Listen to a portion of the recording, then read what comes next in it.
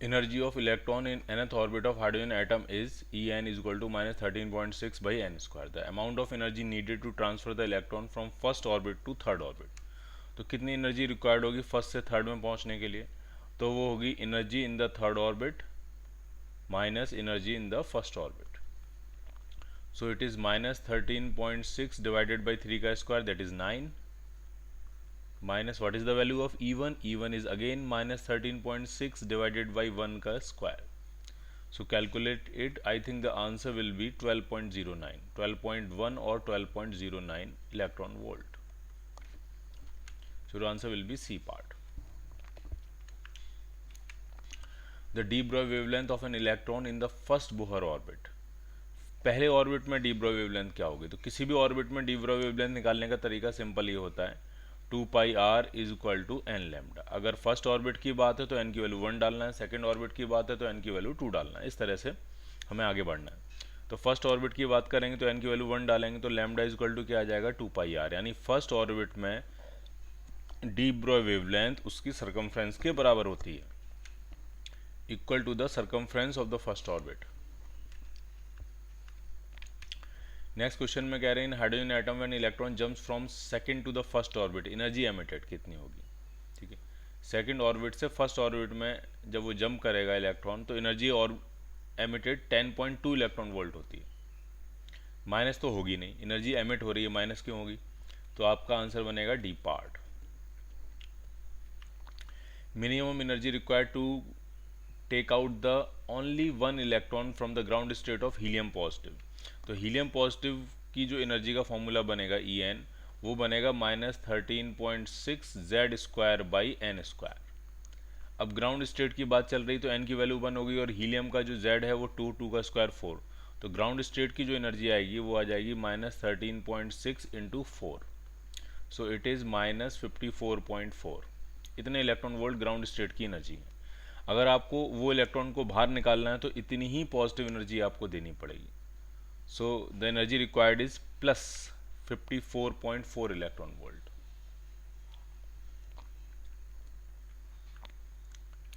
Next question कह रहे हैं the frequency of the first line of Baumol series is in H2 atom. H2 नहीं होनी चाहिए, सिर्फ H होना चाहिए यहाँ पे. In hydrogen atom is nu naught. First line of Baumol series. Frequency of line emitted by singly ionized helium atom is.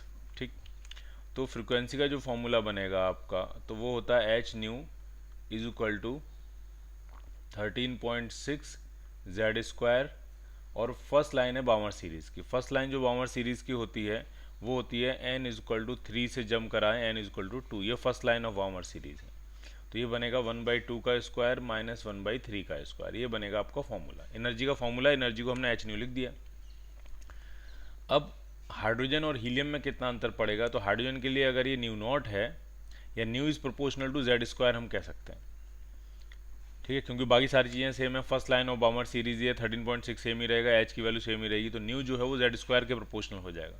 तो hydrogen का जेड 1 है तो ये न्यू नॉट है, और हीलियम का जेड 2 होगा तो ये 4 न्यू नॉट होना चाहिए. तो आपका आंसर क्या बनेगा? B part, 4 nu naught. Next question में कह रहे हैं when an electron in the hydrogen atom jumps from second orbit to first orbit the wavelength of the radiation emitted is lambda. When the electron jumps from third orbit to first orbit the wavelength क्या emit करेगी? तो अब इसमें आप wavelength का formula लगाने जा रहे हैं. 1/λ इज इक्वल टू होता है r टाइम्स 1/1 का स्क्वायर माइनस 1/2 का स्क्वायर. और थर्ड से फर्स्ट में आने के लिए 1/λ डैश इज इक्वल टू हो जाएगा r टाइम्स 1/1 का स्क्वायर माइनस 1/3 का स्क्वायर. तो कितना आने वाला है ज़रा चेक कर लेते हैं. ये वैल्यू कितनी आएगी? तो 1 माइनस 1/4 3/4 होता है, तो 3r/4 बनेगा ये. और ये बनेगा 1 माइनस 1/9 यानी 8/9, तो ये 8r/9 बनेगा. अब इन दोनों क्वेश्चंस को अगर हम डिवाइड कर दें सीधे यहीं के यहीं तो ये लैम्डा डैश अपॉन लैम्डा आ जाएगा, और इधर से आपका बनेगा 3r/4 डिवाइडेड बाई 8r/9. तो r से बस r कैंसिल आउट हो जाएगा, ये 27/32 बन रहा है. So your lambda dash is equal to 27 lambda upon 32. So your answer will be A part.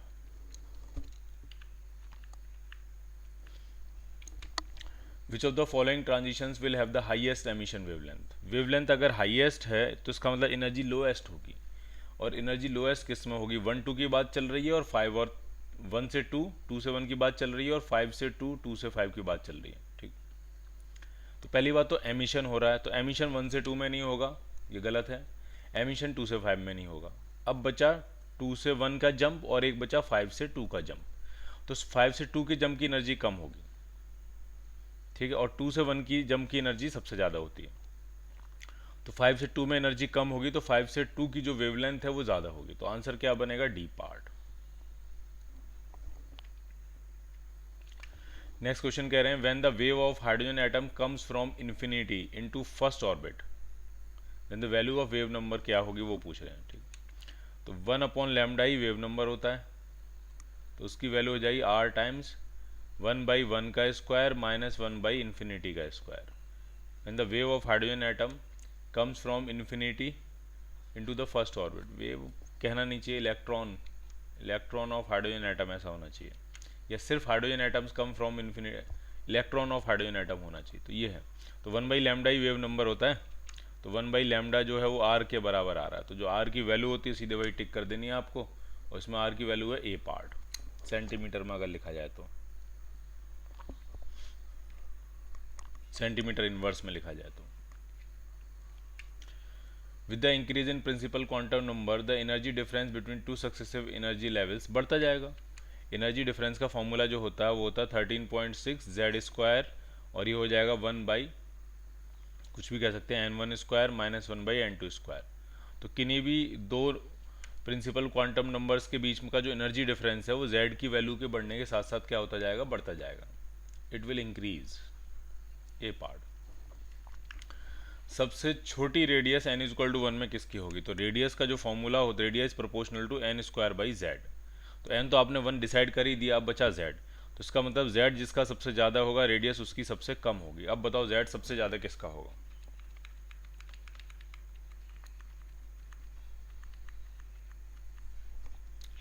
z सबसे ज़्यादा होगा डबली आयनाइज लिथियम एटम का। ठीक, और शुरुआत में किसका दिया था, शुरुआत में भी एक बार देख लेते हैं किसका दिया था, ड्यूटीरियम है और हीलियम है ना, ड्यूटीरियम हीलियम से ज़्यादा जेड किसका होता है, डबली आयनाइज लिथियम एटम का। तो आंसर क्या बनेगा आपका, D part. If the binding energy of electron in a hydrogen atom is 13.6 electron volt, the energy required to remove the electron from the first excited state of lithium, lithium के first excited state की पहले energy का formula लिखा जाए, तो -13.6 Z square, lithium का Z 3 होता है, 3 का square 9 upon n square. First excited state का मतलब है n=2, तो इतनी इस इलेक्ट्रॉन की इतनी एनर्जी होगी। अब आपको रिमूव करना है तो इतनी ही एनर्जी देनी पड़ेगी, लेकिन पॉजिटिव। ठीक, तो आप इसको जरा सॉल्व कर लेंगे, आपको एक आंसर मिल जाएगा, शायद 30.6 इलेक्ट्रॉन वोल्ट के आसपास आंसर मिलेगा।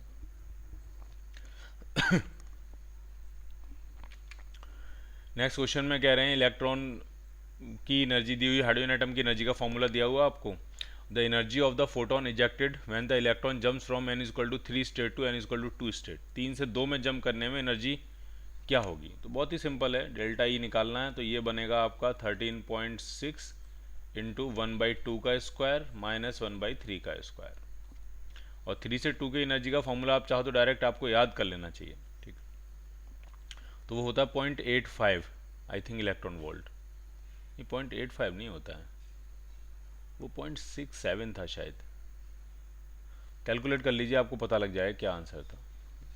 फर्स्ट और सेकंड के बीच में एनर्जी गैप होता है 10.2 इलेक्ट्रॉन वोल्ट, सेकंड और थर्ड के बीच में जो एनर्जी गैप होता है वो होता है 1.89 electron volt.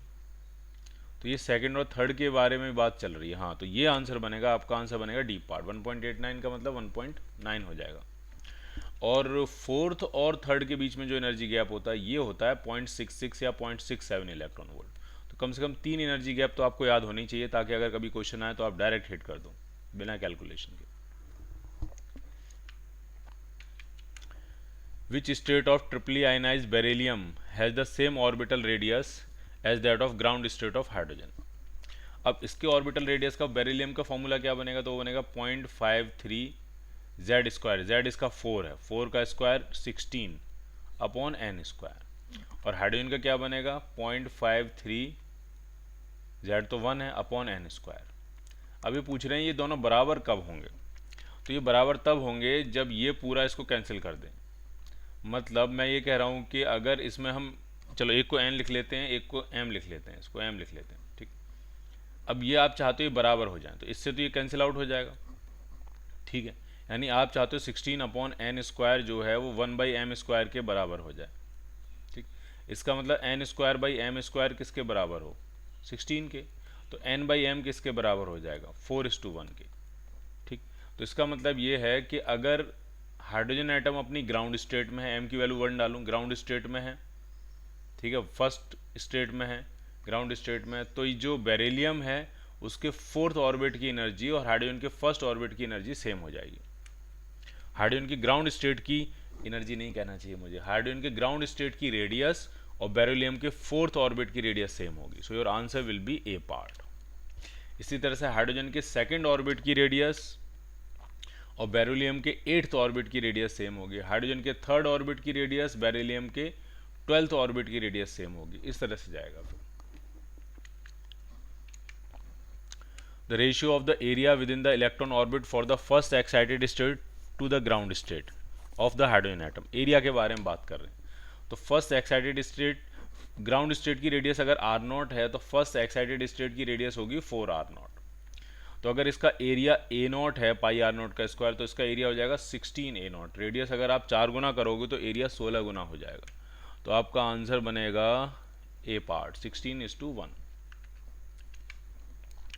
The kinetic energy of electron in the first Bohr orbit of the hydrogen atom, तो फर्स्ट बोहर ऑर्बिट में टोटल एनर्जी -13.6 इलेक्ट्रॉन वोल्ट होती है, और जितनी टोटल एनर्जी का मैग्नीट्यूड होता है वही काइनेटिक एनर्जी होती है।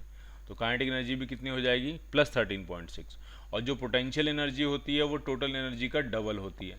तो पोटेंशियल अगर एनर्जी पूछते तो वो होती है -27.2 इलेक्ट्रॉन वोल्ट। इसका आंसर बनेगा सी पार्ट। कोई डायरेक्ट भी कह सकता है काइनेटिक एनर्जी नेगेटिव तो हो नहीं सकती, पॉजिटिव ही होगी, तो सी पार्ट आंसर हो जाएगा। If the energy of an hydrogen atom in nth orbit is En, then the energy in the nth orbit of singly ionized helium atom, तो hydrogen की En जो होगी वो हो जाएगी -13.6/n², और हीलियम के लिए अगर हम कहें En डैश तो वो हो जाएगा फॉर्मूला -13.6 Z²/n², और Z² हीलियम के लिए कितना हो जाएगा × 4। अब इस पूरे की जगह हम En डाल सकते हैं, तो हीलियम के लिए जो nth ऑर्बिट की एनर्जी बनेगी वो हाइड्रोजन और के और nth ऑर्बिट की एनर्जी × 4 के बराबर होगी। So your answer will be A part.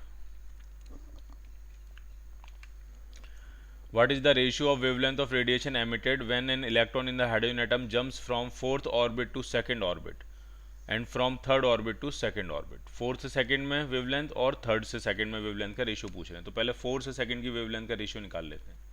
तो 1/λ इक्वल हो जाएगा r टाइम्स 1/2 का स्क्वायर माइनस 1/4 का स्क्वायर, ठीक। फिर अब हम कह रहे हैं कि 3rd से 2nd का लैम्डा निकाल लेते हैं, तो 1/λ डैश नाम रख देते हैं इसको, या इसका नाम 4/2 रख देते हैं, इसका नाम 3/2 रख देते हैं। तो यह आ जाएगा r टाइम्स 1/2 का स्क्वायर माइनस 1/3 का स्क्वायर। दोनों को आप डिवाइड करो, आपको एक प्रॉपर आंसर मिल जाएगा। नेक्स्ट क्वेश्चन कह रहे हैं the ground state energy of hydrogen atom is -13.6 electron volt. What is the potential energy? तो पोटेंशियल एनर्जी टोटल एनर्जी की डबल होती है, तो potential energy will be B part. The diagram shows the energy level for an electron in a certain atom, which transition shown represents the emission of photon with the most energy. तो सब emission तो ये तो बनेगा नहीं, first वाला तो बनेगा नहीं, फर्स्ट वाला तो एब्जॉर्प्शन है, और एमिशन अगर आप देखोगे तो 2 से 1 की सबसे ज़्यादा एनर्जी होगी, ठीक है। दो बातें ध्यान रखनी है कि जैसे जैसे हम ऊपर बढ़ते जाते हैं एनर्जी डिफरेंसेस कम होते जाते हैं कॉन्जिक्यूटिव लेवल्स के बीच में, ठीक है, इतना तो साफ दिख ही रहा है आपको। लेकिन एक खास बात है, 2 से 1 के बीच में जो गैप होगा, ये गैप 2 से ऊपर सभी एनर्जी लेवल्स को आप जोड़ते जाओ, उन सब के गैप से ज़्यादा हो। इसी तरह से 3 और 2 के बीच में ये जो गैप होगा, ये गैप 3 के ऊपर जितने भी एनर्जी डिफरेंसेस हैं इन सबको जोड़ लो, इन सब से ज़्यादा होगा। तो ये दूसरी बात भी ध्यान रखनी है। तो 2 से 1 के बीच का जो एनर्जी गैप है, 2 से ऊपर जितने भी एनर्जी लेवल्स हैं, 5 से 2, 6 से 2, 7 से 2, इन्फानाइट से 2, इन इन्फानाइट से 2 वाला है, उससे भी ये वाला गैप जो है वो ज़्यादा होगा। तो मोस्ट एनर्जी वाला क्या बनेगा, 2 से 1।